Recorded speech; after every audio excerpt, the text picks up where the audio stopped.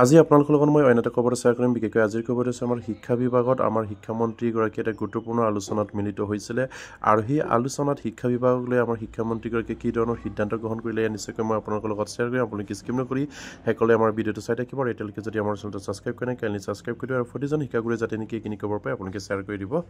আপোনালোকে নিশ্চয় স্ক্ৰীনত ফটো কৰিছে আমাৰ শিক্ষামন্ত্ৰীগৰাকীৰ ফেচবুক পেজত তেখেতসকলে এটা গুৰুত্বপূৰ্ণ শিক্ষা বিভাগক লৈ আলোচনাৰ বিষয়টো শ্বেয়াৰ কৰিছিলে আৰু সেয়া নিশ্চয়কৈ মই আপোনালোকৰ লগত শ্বেয়াৰ কৰিম। আপোনালোকে স্কিপ নকৰি একলৈ আমাৰ ভিডিঅ'টো চাই থাকিব। আমাৰ শিক্ষামন্ত্ৰীগৰাকীয়ে কোৱা মতে ইয়াত কৈছে যে অসম ৰাজ্যিক বিদ্যালয়ৰ শিক্ষা পৰিষদৰ তত্বাৱধানত অহা 19 জানুৱাৰীত অনুষ্ঠিত ঠেট তথা নিযুক্তি পৰীক্ষাৰ সূচনাৰূপে পৰিচালনা প্ৰস্তুতিৰ বুজ লোৱাৰ উদ্দেশ্য আজি জনতা ভৱনত এখন ভাৰ্চুৱেল বৈঠক অধ্যক্ষতা কৰোঁ। নিশ্চয়কৈ আপোনালোকে স্ক্ৰীনত প্ৰত্যক্ষ কৰিছে যে অহা 19 জানুৱাৰী তাৰিখে যিহেতু আমাৰ গুৰুত্বপূৰ্ণ এটা পৰীক্ষা হ'বলৈ গৈ আছে শিক্ষা বিভাগত আৰু সেয়া নিশ্চয়কৈ আপোনালোকে গম পায় যে হাই ছেকেণ্ডাৰী লেভেলৰ আৰু হাই স্কুল লেভেলৰ যিখিনি ঠেট আছে সেই ঠেট অহা 19 জানুৱাৰী তাৰিখে অনুষ্ঠিত হ'ব আৰু সেই টেট পৰীক্ষাৰ বাবে যিখিনি প্ৰস্তুতি চলাব লাগে বা যিখিনি সেই টেট পৰীক্ষাৰ কাৰণে যিখিনি এই সাজু হ'ব লাগে সেই বিষয়ক লৈ আজি এটা গুৰুত্বপূৰ্ণ তেখেতসকলৰ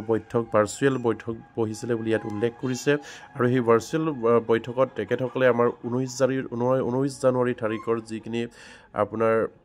ঠেট পৰীক্ষা অনুষ্ঠিত হ'ব এই ঠেট পৰীক্ষাক লৈ তেখেতসকলে এটা গুৰুত্বপূৰ্ণ আলোচনাত মিলিত হয় আৰু সেই ঠেট পৰীক্ষাত কিমানজন আমাৰ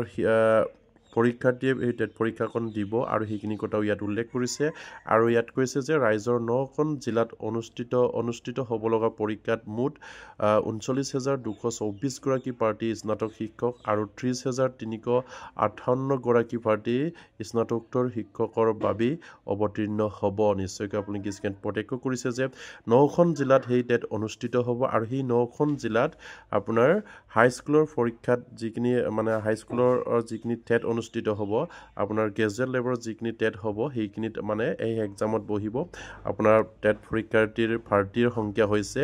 39,224 গৰাকী প্ৰাৰ্থীয়ে মানে এই গ্ৰেজুৱেট পৰীক্ষাৰ যিখিনি টেট অনুষ্ঠিত হ'ব তাত তেখেতসকলে নিযুক্তি পাবৰ কাৰণে সেইখিনি পৰীক্ষাত বহাৰ কথা ইয়াত উল্লেখ কৰিছে। মানে হাইস্কুল টেটত টোটেল মানে পৰীক্ষাৰ্থীৰ সংখ্যা আছে 39,224 গৰাকী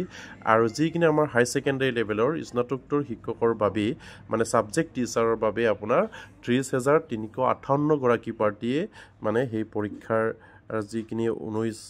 19 জানুৱাৰী তাৰিখে যিখিনি টেট পৰীক্ষা অনুষ্ঠিত হ'ব সেই পৰীক্ষাৰ্থীৰ কাৰণে মানে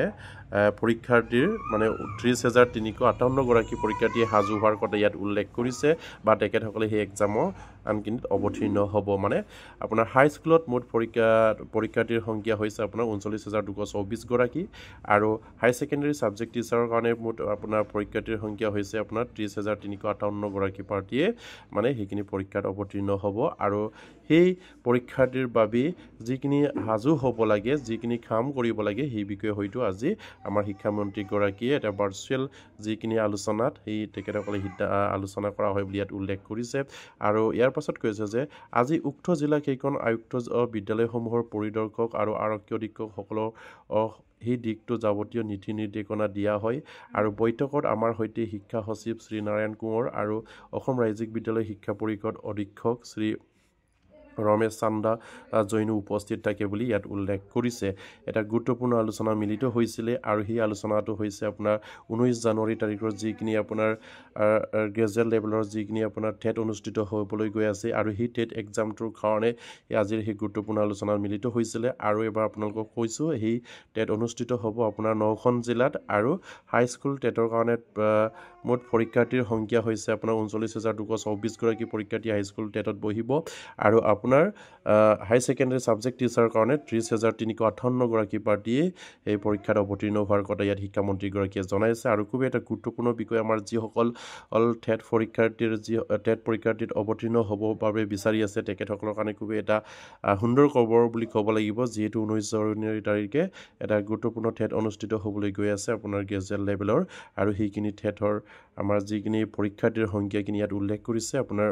হাই স্কুলৰখিনি নিশ্চয় আপোনালোকে গমেই পালে আপোনাৰ 39,224 গৰাকী হাই স্কুল গ্ৰেজুৱেট লেভেলত যিখিনি এক্সাম হ'ব আপোনাৰ টেট হ'ব সেই তাত অৱতীৰ্ণ হ'ব আৰু হাই ছেকেণ্ডাৰী লেভেলত যিখিনি ছাবজেক্ট টিচাৰৰ কাৰণে আপোনাৰ 30,358 গৰাকী প্ৰাৰ্থী এই পৰীক্ষাত মানে অৱতীৰ্ণ হোৱাৰ কথা ইয়াত আমাৰ শিক্ষামন্ত্ৰীগৰাকীয়ে তেখেতৰ ফেচবুক পেজত শ্বেয়াৰ কৰিছে আৰু সেইখিনি বৈঠক বা সেইখিনি মানে ভাৰ্চুৱেল যিখিনি আলোচনা আজি এই ভাৰ্চুৱেল আলোচনাটো হৈ যোৱাৰ কথা ইয়াত আমাৰ শিক্ষামন্ত্ৰীগৰাকীয়ে জনাইছে আৰু খুবেই এটা গুৰুত্বপূৰ্ণ খবৰ শিক্ষা বিভাগক লৈ যিহেতু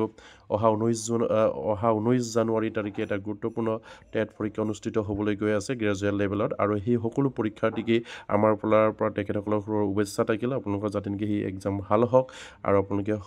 সন্মানেৰে যাতে নেকি সেই গ্ৰেজুৱেট লেভেলৰ যিখিনি টেট সেই টেট পৰীক্ষাটো যাতে নেকি উত্তীৰ্ণ হওক সেয়ে কামনা কৰিলোঁ আৰু 40 গৰাকী টেট পৰীক্ষাত অৱতীৰ্ণ আমাৰ যিসকল